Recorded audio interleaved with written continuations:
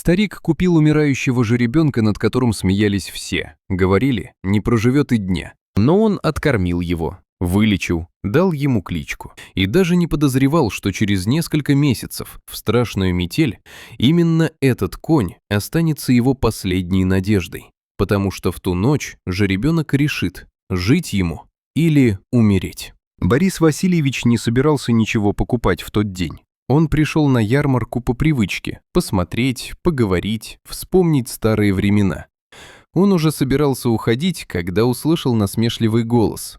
«Да кому он нужен? Заберите хоть за копейки». Старик обернулся и увидел у края площади жеребенка, худого настолько, что казалось, его унесет ветром. Ноги у него дрожали, шерсть свалялась, а в глазах еще теплилась жизнь. Борис Васильевич подошел ближе и тихо спросил: «Сколько?» Продавец усмехнулся. «Да что в кармане есть, зато и забирай, все равно сдохнет». Старик достал последние деньги, отложенные на муку и лекарства, и молча протянул их. Через несколько минут он уже нес жеребенка на руках домой. Дома он постелил сено прямо в сенях, укрыл его старым тулупом и начал выхаживать. Поил теплым молоком с медом, заваривал травы, ночами просыпался и проверял, дышит ли. «Держись, давай», — шептал он. Прошла неделя, жеребенок встал. Через месяц сделал первые шаги по двору, а потом тихо фыркнул, встречая хозяина.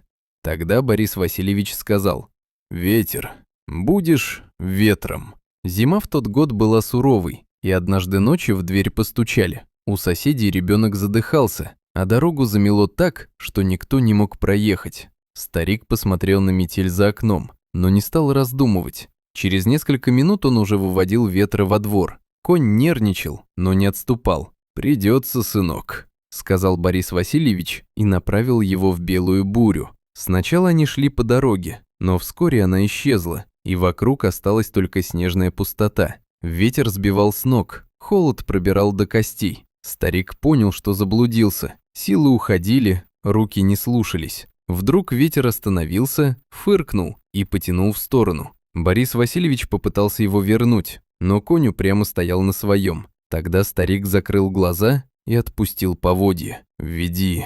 Ветер пошел медленно, но уверенно, обходя невидимые опасности, сворачивая там, где впереди была гибель. Через какое-то время впереди мелькнул огонек. Они добрались. Ребенка удалось спасти. Но обратный путь оказался еще страшнее. Сил у старика почти не осталось. Он держался из последних сил, а потом обмяк, и поводья выпали из его рук.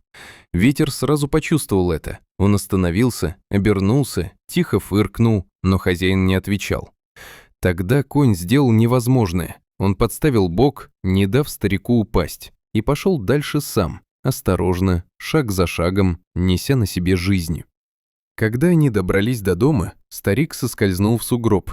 Ветер не ушел, он остался рядом и закричал так отчаянно, что его услышали соседи. Люди выбежали, вытащили Бориса Васильевича, но он был холодный и неподвижный.